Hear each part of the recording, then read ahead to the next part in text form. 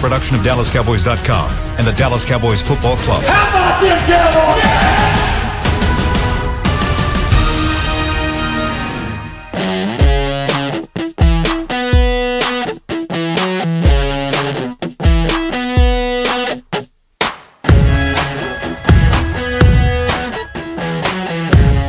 Well, if you're hearing a sound of whoo, that's because the Cowboys Nation, there's a big sigh of relief going on here. Monday night, it's finally done, guys. This is a done deal. We're here to talk about it. I got Rob Phillips, David Hellman, Nick Eatman, and guess what? Dak Prescott, and this finally has a new contract. It's not officially signed yet. Close enough, though. Guys, doesn't matter what. We knew it wasn't going to happen in the middle of the day. We knew it was going to be sometime at night. Here we are, right before the deadline. I'll start with you, Rob. I'll start with you. You wrote the story. Thoughts on the deal? Finally glad it's over? You said thank God earlier. Yeah, is this the Thank God podcast? I think that's what I said before we went on. Everybody wins. Everybody wins tonight. The Cowboys win. Dak Prescott obviously wins. The fans win, who are on board with getting Dak re-signed. I think we win.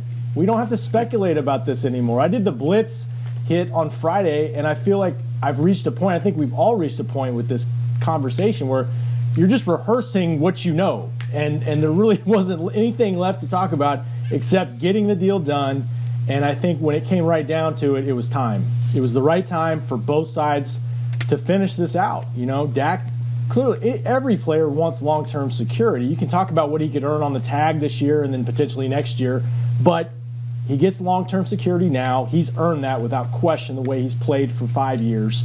And the Cowboys get precious cap relief through this deal to try to get something done when the new league year begins next week and free agency gets going. Yeah, Dave, let's talk a little bit more about, we can talk in a second about all the numbers that we know that's being reported, but I'll get your overall thoughts on the deal being done as well. I don't even know where to start, you guys. I mean, this isn't the first big deal that we've covered over the years. It won't be the last, but in my decade covering the team, it's easily the one that's drawn on for the longest. I mean, you think back, okay, you know, Amari Cooper got a big deal last year. That was maybe a year in the making. Zeke's big deal came out of nowhere. Like, nobody was really expecting him to hold out the way that he did. DeMarcus Lawrence, it came toward the end of his rookie deal. The point being is, like, this is typically like a 6 to 8 month ordeal, and with Dak Prescott, man, it's been literally 2 years. I'm not exaggerating. Like, from the time on and off, from the time he finished the third year of his career until tonight, we've been wondering if or when this might get done, and sometimes you felt optimistic and sometimes you didn't. Honestly, I sure as hell didn't think it was going to happen before the deadline, if you want me to be honest about it. And here we are, and it's great for the Cowboys. It's obviously great for Dak and his family. And holy cow, I'm happy it happened. B, I'm happy we can stop talking about it. I mean, it's a weight off of everybody's shoulders, if I had to guess. All right, go ahead, Rob. Go ahead. Well, and the other thing too is just how abruptly it happened, you know, and like I can't recall a deal with the Cowboys involved, much less when's the last time a deal of this magnitude in terms of dollars happened in any major American sport, and it didn't break early, you know. No. And I was asking around earlier just how quickly this came together, and was it the last few days? Was it just today? And I was told, you know, a little bit of both. And clearly today they really picked up steam. And Stephen Jones has said this before, you know, when you can build a little bit of momentum in these talks, sometimes within a few hours they're done. And I know, and the thing about it is, like, there's been so much skepticism over this. Dave mentioned that, you know, you kind of reach a point where, well, we got to see it to believe it. I think we almost kind of forgot that they have made progress in 2 years, off and on. Not enough to get it done, but enough to by the time they got talking again this offseason, I never felt like ultimately it would take that much time to get it done. The bones of this thing probably have been in place, at least based on certain offers in the past, and they finally just kind of figured it out. And obviously it's good enough for both parties. All right, I'm going to tell a quick story about today. Before we do that, I want you guys to kind of also be thinking about this too. A lot of different numbers are being thrown around. You can skin this cat so many ways. So I want you guys to kind of think, what number stands out the most to you when you think about, there's a lot of ways to say it. So just be thinking of that. If you already have it, that's fine. But I'm going to tell this quick story about today. So we were told that Dak was going to be in our studio downstairs to shoot a quick PSA. So I'm like, well, I'm going to go down there. I felt like there would be more blocking than Daryl Johnston to make sure I didn't talk to him. But he walked down there by himself, shockingly. And he said, happy to be on 2 feet, excited about it.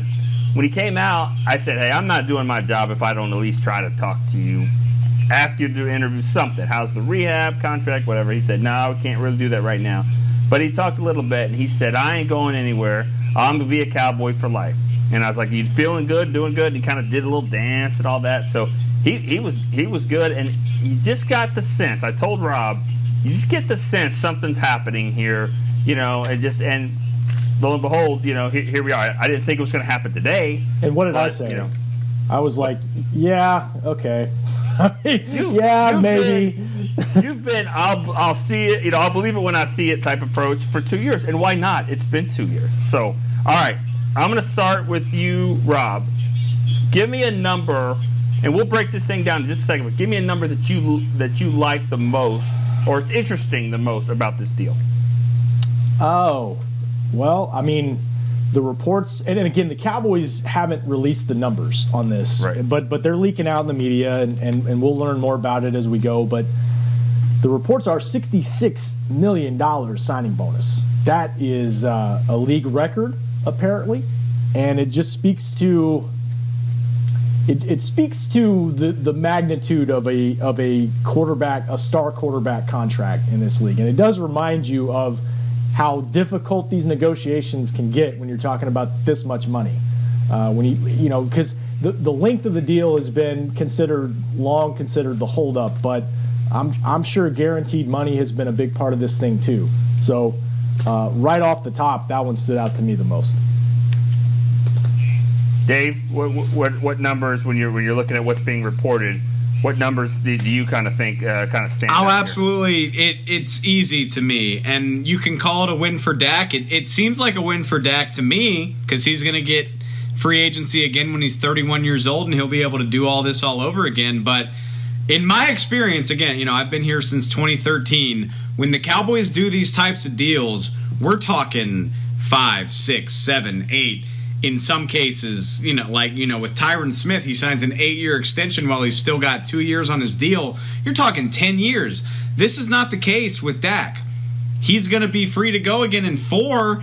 And I know, maybe the Cowboys probably wouldn't prefer that, but I think it creates some flexibility. The stat I saw is that, his deal averages $42 million per year over the first 3 years of the deal, which is understandably a lot of money, but it also means you're going to be out from under this thing really quickly. Yeah, and we all think it's going to be great. I obviously think the world of Dak, but even if he's not as amazing as you think, one way or another, you're going to be able to get away from this quickly. I just wrote about Ezekiel Elliott's deal late last week, It's you're 2 seasons removed away from being able to get done with that deal because of the length of it. With Dak, that's clearly not the case. And I honestly think it's refreshing that you have that flexibility that, okay, if it's great, it's great. And if it's not, we're still going to be able to get out from underneath it. So it's obviously a win from Dak. He'll be able to hit free agency very quickly while he's still young. But I think it's a win for the Cowboys too, because even if this thing doesn't go well, they will still have flexibility to remanage their situation again in 3 years. And it's unique. It's unique because these deals that we've seen over the last decade or so are so long, and this is not that. this is why I think it's a big win for Cowboy fans, because Cowboy fans obviously want to win right now. They're thinking about right now. It's rare to have a situation where you sign a player to a mega deal like this, and his cap charge is actually significantly lower this year. Because last year he was counting, what, 31.3? Is that what it was, that with the salary cap? Yeah. I mean, that's what the 31.3 and 31.4. And there was a chance it could be about 38 if they didn't get a deal done and he was playing on a tag. Now his cap charge is going to be 22.2. And that, that's significant when you're thinking of what did he play for last year? You're saving $9 million or so on the cap to maybe go get somebody else or re-sign some players or whatever.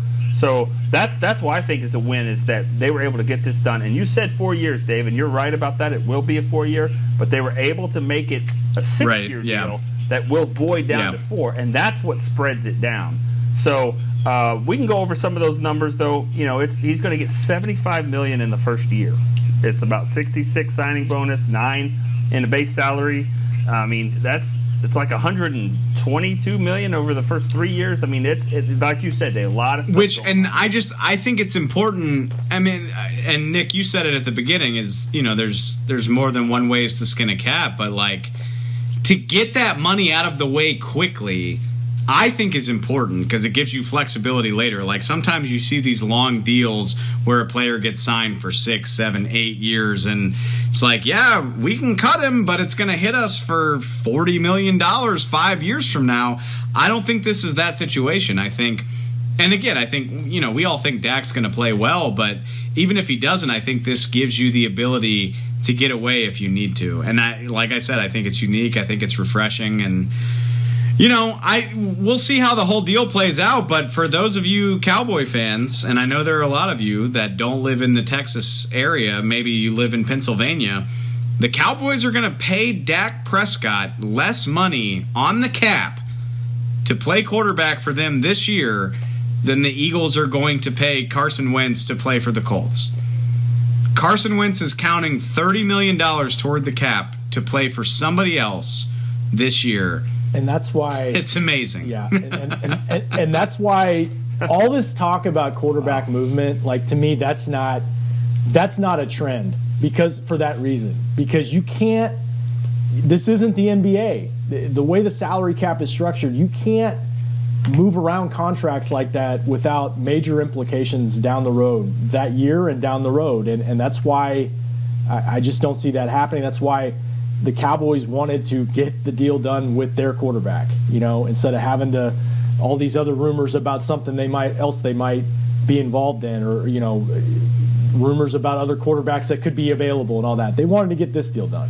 And actually, Nick, I want to change my answer, because what you said about the money they save, that's the big one for me.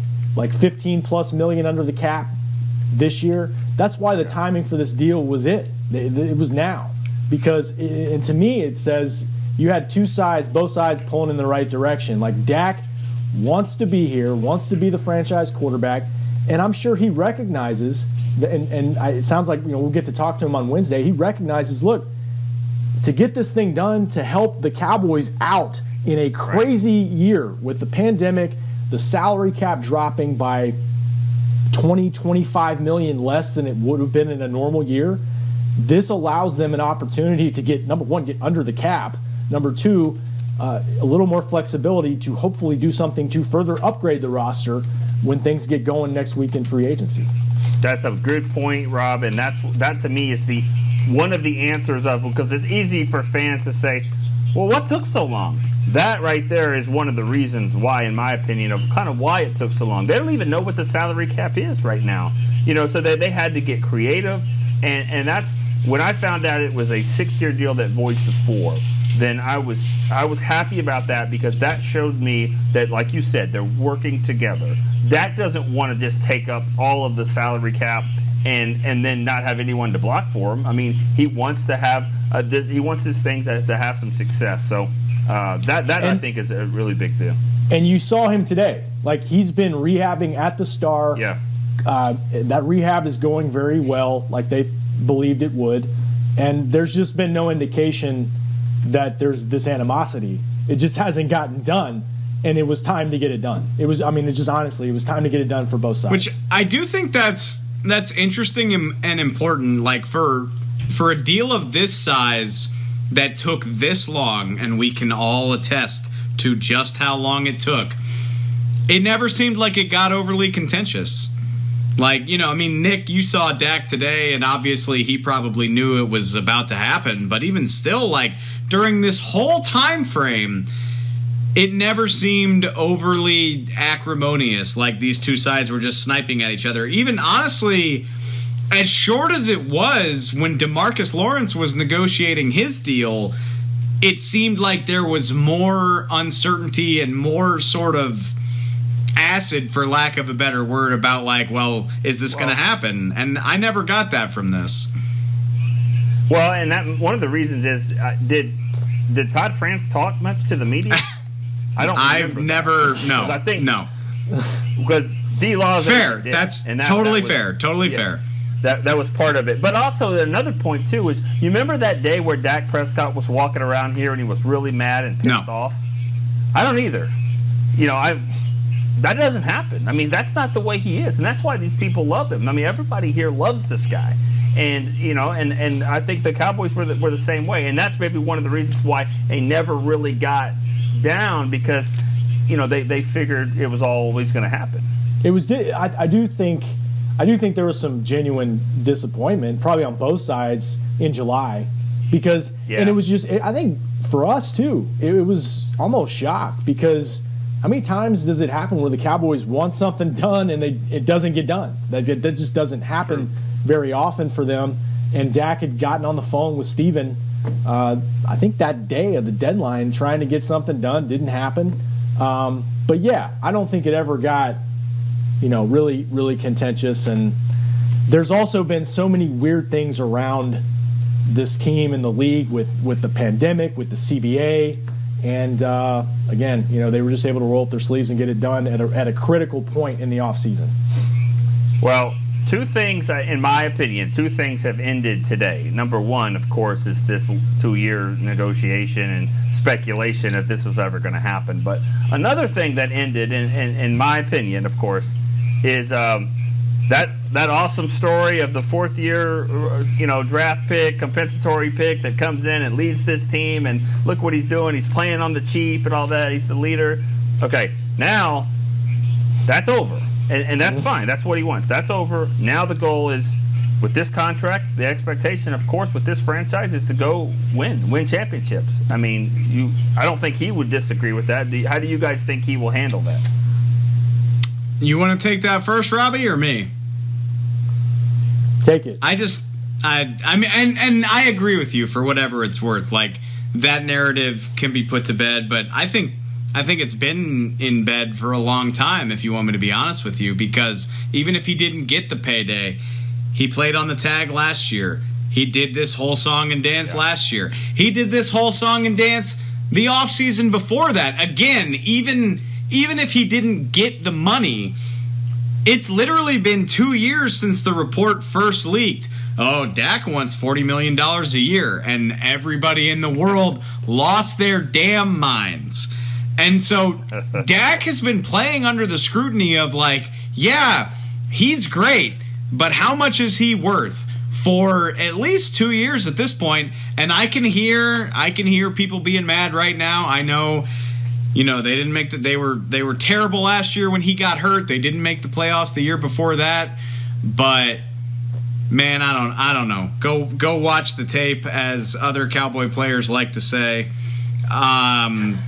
My man's good at quarterback. Like, he's damn good, and I know that he's very confident in himself. And honestly, if you're asking me to give you a reason why you should feel optimistic about Dak Prescott, like, I've never been around a person with more self-belief than Dak Prescott. And that's just me talking. Like, that's just my own experience, but he's got a way about him. Like, right before we logged onto this show, just looking through Instagram and Twitter, like, the number of players that are posting about it.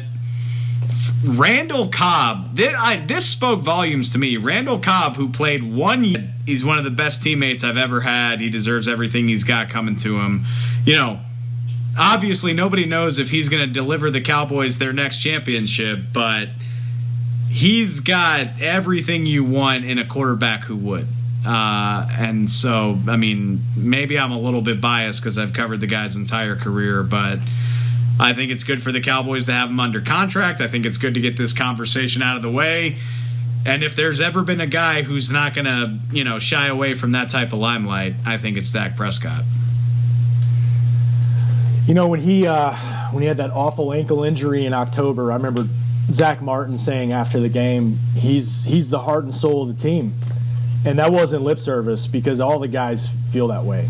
And that's a big part of, it's one thing to be the best player on the team or the most important position on the team, but if you're the leader of the team at that position, that makes your value, it puts the value of the contract in perspective, and to me it makes it all worth it. And Dak is all those things, and I think he's had pressure already. I mean, he played, like you mentioned, Nick, he had a $31 million contract last year. So it wasn't like he's been playing, I think 2019 was a $2 million base salary. That went away last year before he got hurt. So he to a certain extent, he's already been through that. But yeah, he's in it to win big. I mean, that's what he expects out of himself. I remember one of his first couple years in the league, he had Tom Brady's book in his locker. I mean, that's where he's trying to go. And the Cowboys, to get there, it's going to take building an entire team around him, no question about that. But Dave mentioned his self-belief. I remember the first interview he ever gave at minicamp in 2016. And I remember he talked about pushing Tony Romo. And I remember thinking, I've never heard anybody say that, as long as Tony's been around. And Tony got hurt, and I'll be damned if, he didn't take the opportunity and run with it, and look where we are now. It's crazy. Yeah, and the amazing part about that is when he said that, I'm not sure he was ahead of Jamil Showers on the depth chart at the time. No. I mean, that's his thing. He didn't come out here and play that great to start with, and, when the lights came on, everyone has their Dak moment, and I think at Los Angeles, when he went in that first preseason game, and it was just like, hey, I got this. Or even Seattle a couple weeks later in the preseason. I mean, he's always been a gamer. He's always been, to me, a really outstanding football player, and first and foremost, that plays quarterback. I'm not saying he's not a great quarterback, but he's a football player. And, I'll never forget the Denver game when they got their ass kicked up in Denver. And he's over there fighting to the end, throwing a pick, but chasing guys down, diving. You know what I mean? That's when you know that, okay, this guy, someone told me just the other day, you put a foxhole down there and put Dak Prescott in it, you'd have the whole team down there with them, and I think that speaks volumes for kind of where they are. I have a vivid memory, not to whatever humble brag or whatever, but we went to Starkville a few years ago and did that documentary about Dak. I remember Dan Mullen was the coach of Mississippi State at the time, and he told us a story about how Dak Prescott showed up in the weight room in Starkville, Mississippi at an SEC program as a under-recruited freshman from Louisiana. Probably should have been at LSU, but that's, we don't have to get into that right now. But he had the whole weight room buying into him a week into getting there. I mean, that's rare. And I know, people just want to see results on the field, but that stuff matters, man. Getting people to buy into you and believe in you as the quarterback of a team, of a franchise, maybe it's not as important as actually playing well on the field, but it's right up there. It's absolutely as important. Pick 135. Not only was Ezekiel Elliott, obviously everybody wanted to talk to Zeke when they got drafted. Everybody wanted to talk to Jalen Smith because he was this great story because coming off this injury. Rico Gathers had more reporters at his locker at rookie minicamp. More people wanted to talk to Rico Gathers than Dak Prescott. And here we are, 5-6 years later. It's just, it's awesome. And you talk about, he was under-recruited, heavily under-recruited. He knows exactly who was drafted ahead of him at the quarterback position in 2016. He could probably recite all the names in order. He can't tell you what team they play for because most of them they're all gone. He's the only one left on his original team. But that's my point, is that like all those things, he don't have to worry about his motivation. And now he's got, a serious injury that he's on the way back from. That's also motivation. Like, that's, the great players feed off stuff like that. I think he's one of those guys. And I think, the Cowboys, there's all this talk about what you have to pay Dak and how much has he accomplished to this point. When you sign a guy to this magnitude, it's not necessarily who he is now compared to the top quarterbacks in the league, the guys that are going to be in the Hall of Fame that are still playing. It's what you think he can be. And I think the Cowboys, it's representative of what they think he can still grow into. He doesn't turn 28 until July. There's still time for him to grow as a player. And that's one reason why they were comfortable getting this done. Let's remember this when we're talking about the numbers. And I said one of the things I was excited about the most was the $22.2 million cap charge this year.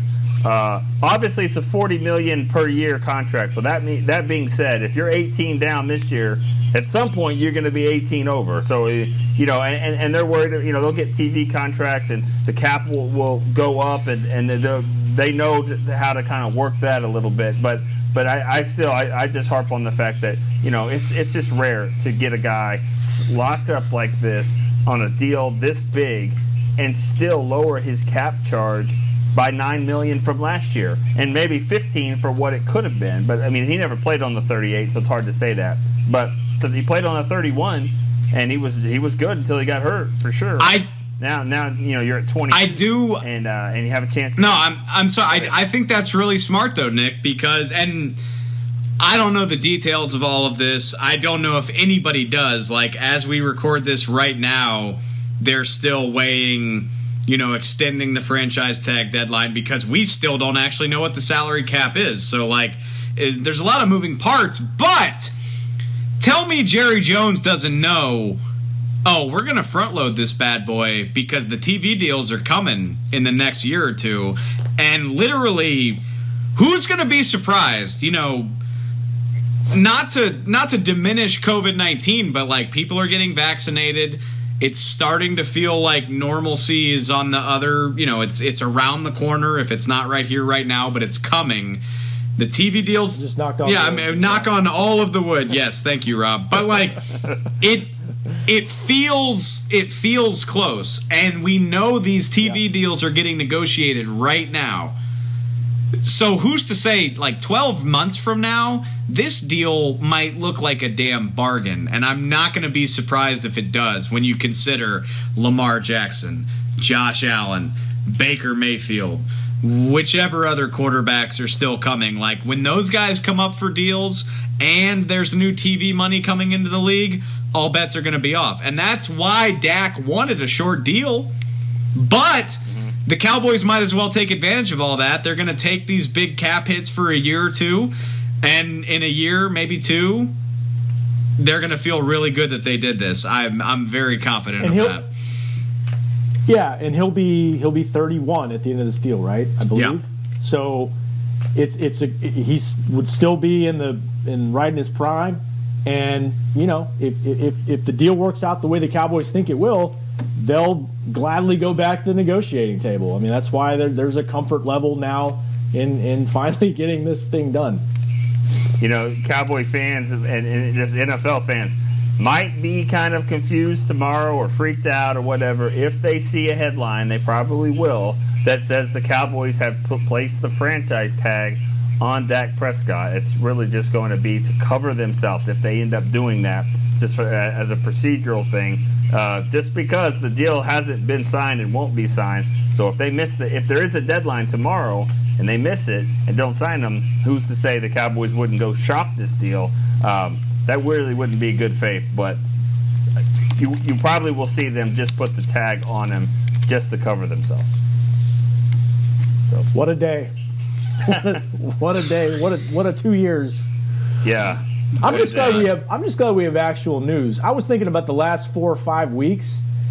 There has been no news around this team. Yeah. I mean, the biggest news we've had is the college pro day schedule's coming out. Wow, it's nice to have some news and some news that we've been waiting on, right? Well, I had my thoughts on who might break this story, but you're right. Scott Golnick, the Cowboys PR guy, was not the one that I had pegged up there to break. I'm so happy to be wrong. Obviously, I'm ecstatic that this is done. I've never heard that on one of our podcasts before. I would have bet my life that we were going to hit the deadline with no deal, and that's it's probably why I scheduled a date for tonight. Yeah. Are we breaking some more news? No. I mean, yeah, we can talk about that if we want. I mean, there's nothing to talk about. It went well. She was super.